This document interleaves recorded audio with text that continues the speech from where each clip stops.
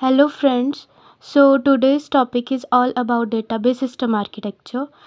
In this, we will cover the topics like the type of database system architecture, one tier, two tier, and three tiers, and with their advantages and disadvantages with example. So, let's start. So, first of all, what is database system architecture? It refers to the design and organization of databases. Okay. So it refer to the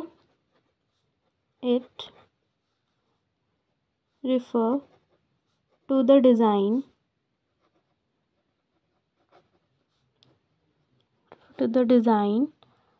and organization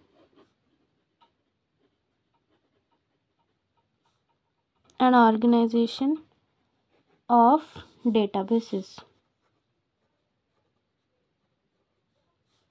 How user interact with databases. Okay. कैसे हमारा कोई user है वो database को access करता है. आज हम इस पूरे फ्लो को सीखेंगे. So also in this architecture we define how data is stored,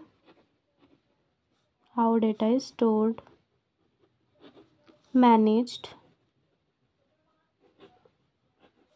and accessed by user.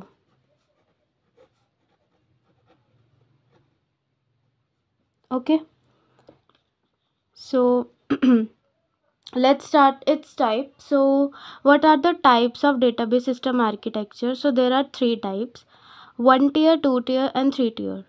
So let's start. So what are the types of architectures? Basically ये टाइप्स जो हैं क्यों डिवाइड हुए हैं, बिकॉज हमें क्या है, यूज़र है, हम सिस्टम से इंटरेक्ट करते हैं बहुत सारे वेज में. बहुत सारे हमारे क्या है आर्किटेक्चर्स हैं. सो ओवरऑल हमारे थ्री ही हैं. कि सबसे पहले हमारा आता है सिंपल, कि कैसे हम डेटाबेस को डायरेक्ट एक्सेस करते थे. और फिर उसके बाद कैसे इंटरमीडिएट्स आए बीच बीच में, जो हमें डेटाबेस से थोड़ा सा दूरी बनाई हमने. ठीक है. सो ये क्या है, इसके जो टाइप्स हैं वो क्यों डिवाइड हुए हैं, किस बेसिस पे डिवाइड हुए हैं, पहली बात तो ये हमारे डिवीजन हुआ है, division on count of abstraction level, कि कितने हम डेटा को कितना एक्सेस कर सकते हैं, कितने लेवल पे हम एक्सेस कर सकते हैं. On count of abstraction. Okay. And separation between user and the database. Okay. इस बेसिस पे हमारा क्या आर्किटेक्चर पूरा डिवाइड हुआ है. सो व्हाट इज, पहली बात करते हैं वन टियर की. वन टियर हमारा also known as simple architecture, जिसमें हमारा सिंपली क्या होता है, यूज़र क्या है, डायरेक्ट हमारा डेटाबेस से इंटरेक्ट करता है. सो जैसे कि इस डायग्राम में आप देख सकते हैं, इसमें सिंपल एक ही लेवल है. ठीक है, एक ही लेवल का है ये एब्स्ट्रैक्शन मॉडल. सो इस एक लेवल में क्या हुआ है, इसमें सिर्फ एक ही क्लाइंट मशीन है. एक ही क्लाइंट मशीन के अंदर हमारा डेटाबेस होता है और उसी के अंदर हमारा क्लाइंट सर्वर होता है.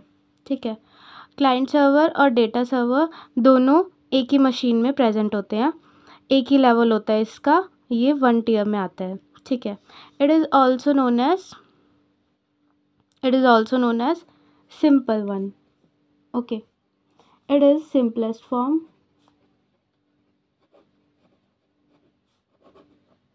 It is simplest form of architecture where client and server and DBMS database database with database management system.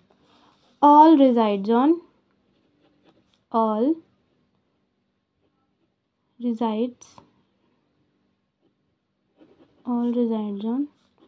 same machine. ठीक है, ये होता है हमारा 1 tier में. इसके एग्जाम्पल होते हैं. इसका एग्जाम्पल ले लेते हैं कि इस एग्जाम्पल में आएगा कि हम कोई भी अपने कंप्यूटर में कोई भी फाइल हम डाउनलोड करते हैं. फॉर सपोज़ कोई भी अपना क्या कहते हैं इंस्टॉल करते हैं फॉर सपोज़ अपना डेटाबेस. तो उस कंप्यूटर में क्या होगा, हम कोई भी एसक्यूएल क्वेरी रन करेंगे तो वो कंप्यूटर से ही हमारा क्वेरी फेच होगी और डेटाबेस से इंटरैक्ट होगा. वही कंप्यूटर रिस्पॉन्सिबल होगा हमारा डिटेल्स को फेच करने के लिए. वही कंप्यूटर रिस्पॉन्सिबल होगा डेटाबेस से इंस्ट्रक्शन फेच करने के लिए. सो एक ही कंप्यूटर रिस्पॉन्सिबल होगा सारे टास्क के लिए. ठीक है, तो ये उसमें एग्जांपल में आता है कि example in which we install for suppose we install any database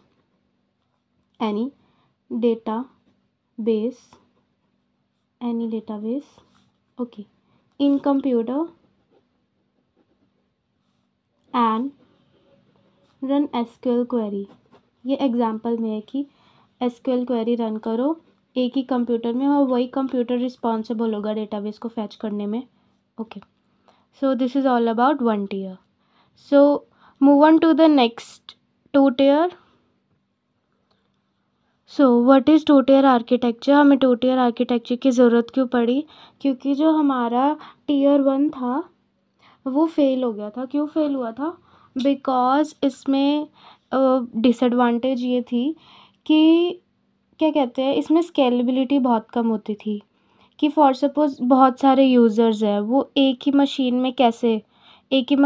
में एक ही डेटाबेस को एक्सेस कर रहे हैं एक ही टाइम पे, है ना. 24 आवर इंटू 7 में हमारे जो यूज़र्स हैं डेटाबेस को एक्सेस कर रहे हैं, तो ये बहुत लोड लेता था और इसकी परफॉर्मेंस क्या है स्लो हो जाती थी. इसकी वजह से इसमें बहुत सारे सिक्योरिटी कंस्ट्रेंट आते थे कि हमारे जो सिक्योरिटी लेवल्स है वो भी बहुत डाउन जा रही थी, क्योंकि जो यूज़र्स है डायरेक्ट एक्सेस कर रहे थे डेटाबेस को. क्या तो इसी वजह से हमारा tier 1 जो है फेल हो गया था. ठीक है, इसको ओवरकम करने के लिए हमारा tier 2 आया है, जिसमें क्या हुआ है कि इसमें 2 layers हैं. उसमें एक ही लेयर थी, इसमें 2 layers हैं, जिसमें हमारे user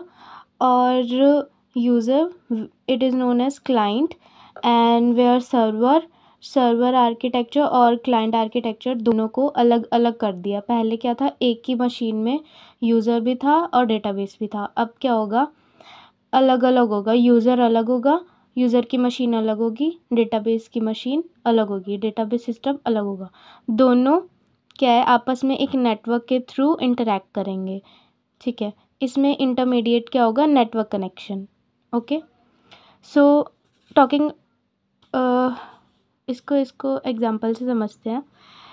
it is a 2 tier architecture. ठीक है, वेयर बहुत सारे हमारे क्लाइंट्स आ रहे हैं. ठीक है, उसके अंदर हमारा क्लाइंट का ही डेटाबेस है. ये क्लाइंट का ही डेटाबेस है. मैंने यहाँ पे 2 क्लाइंट्स ले लिए हैं, बहुत सारे क्लाइंट्स भी हो सकते हैं और ये इंटरैक्ट कर रहे हैं डेटाबेस सिस्टम से. Okay, where it is known as server machine and these are known as client machine. So ये दोनों इंटरैक्ट कर रहे हैं थ्रू नेटवर्क कनेक्शन. ठीक है, ये एक ही मशीन में नहीं है, यहाँ पे 2 मशीन्स हैं, क्लाइंट मशीन, सर्वर मशीन. ये दोनों इंटरैक्ट कर रहे हैं नेटवर्क कम्युनिकेशन से. ठीक है, सो अब करते कि इन दोनों मशीन्स का स्पेसिफिक अलग अलग रोल क्या होता है. सो in this 2 layers it contain client. First layer is all about client where it include front end जो हमारे यूज़र से इंटरैक्ट करता है, इंटरफेस. और सेकंड लेयर आती है सर्वर की, जिसे हम लेमैन टर्म में या टेक्निकल टर्म में बैकएंड बोलते हैं.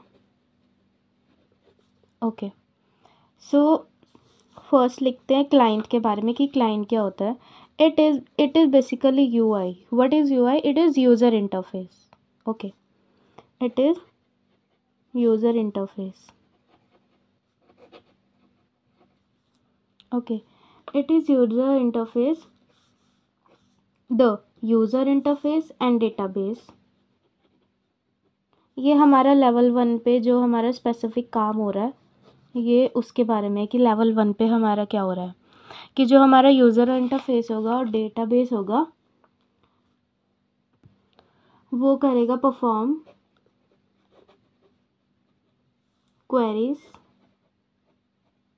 And operations. ठीक है, फॉर एग्जांपल ले लेते हैं डेस्कटॉप एप्लीकेशन. इसके अंदर आता है. क्यों आता है? क्योंकि डेस्कटॉप एप्लीकेशन में हमारा एक यूज़र इंटरफेस होता है, उसमें हम क्वेरी रन करते हैं, वो डायरेक्ट हमारा डेटाबेस से कनेक्ट होता है और वहाँ से हमारे डेटाबेस को फेच करके यूज़र को उसी यूज़र के ही फॉर्मेट में शो करता है. ठीक है, तो ये हमारा होता है सेकंड टियर में, लेवल 1 पे, सॉरी. अब हमारा लेवल 2 पे क्या हमारी वर्किंग हो रही होती है कि जो हमारा डेटाबेस सर्वर होता है वहाँ पे level 2 is all about the server ना, and level 1 is all about the client. level 2 is all about server. So level 2 में क्या होता है? the database server and the DBMS. database server होता है plus DBMS database management system is installed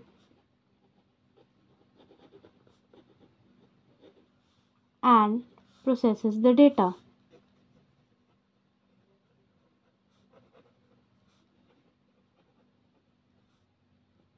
okay, data query. तो client हमारा query डालता है, डेटाबेस में वो क्वेरी जाती है और डेटाबेस मैनेजमेंट सिस्टम क्या करता है? वो क्वेरी के अकॉर्डिंग हमारा डेटा फेच करके क्लाइंट को रिटर्न करता है.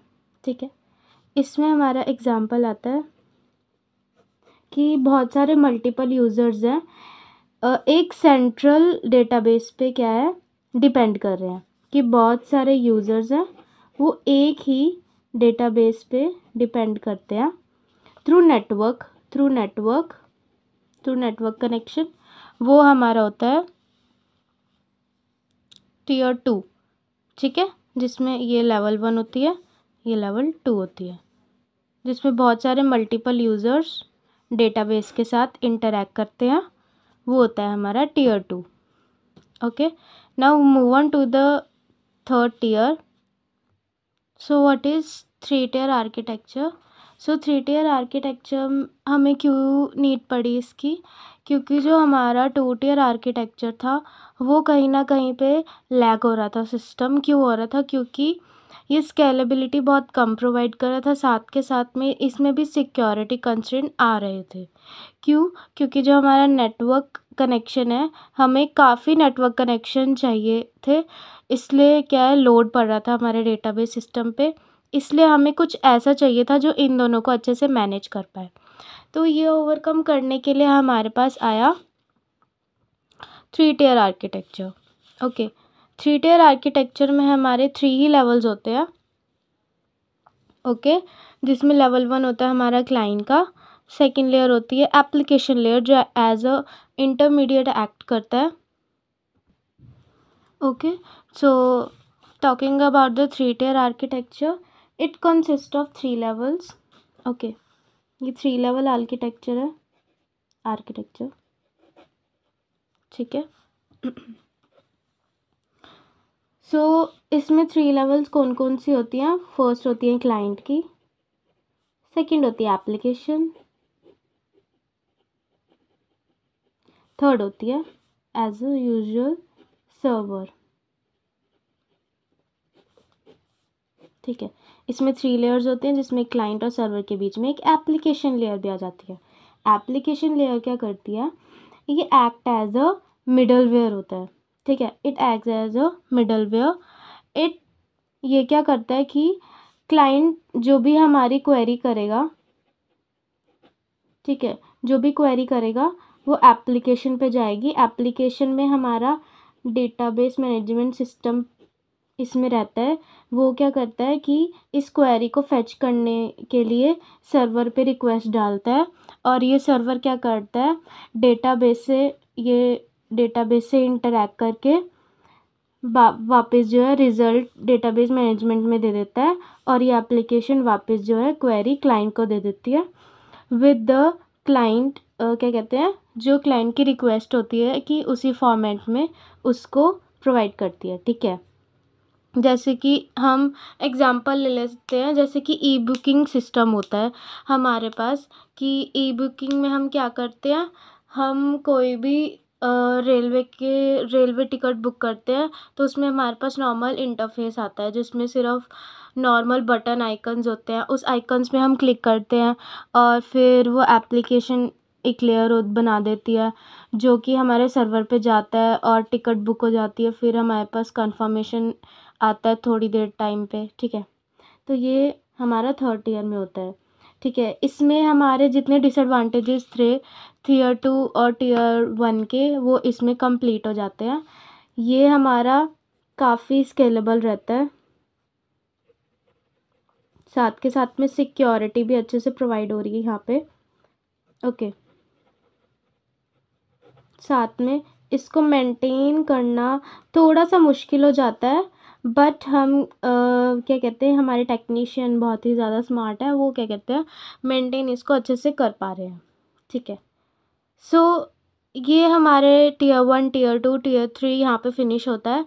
बट मैं बात करना चाहूँगी कि हमारा डीबीएमएस का क्या रोल है इन सभी आर्किटेक्चर में। तो हमारा जो डीबीएमएस का रोल है, डीबीएमएस का इसमें रोल क्या होता है कि वो एक्ट करता है हमारा एज अ डेटाबेस सिस्टम के साथ। जो भी हम इंटरेक्शन करते हैं वो इंटरेक्शन ये कंप्लीट करवाता है और मैनेज करता है, साथ के साथ ही क्लाइंट के साथ भी सर्वर के साथ भी। ये एक्ट एज अ इंटरमीडिएट होता है, it act as a middleware,